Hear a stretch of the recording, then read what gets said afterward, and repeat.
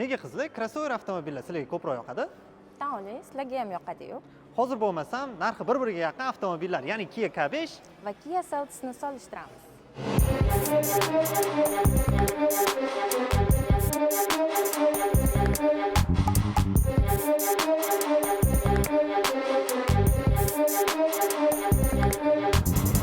K5 da yuradiganlar o'zi yaxshi biladi. 100 tonirovkani urib olib, ko'chaga kechqurun chiqqanda zo'r muzikani qo'yib olib, suradigan joylarda surib ketishadi.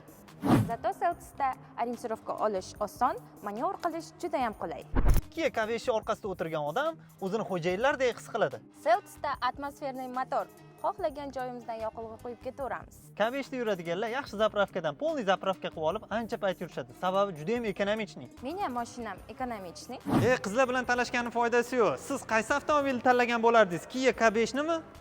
Yoki oilaviy Seltis'ni. Kommentariyada o'z fikringizni qoldiring.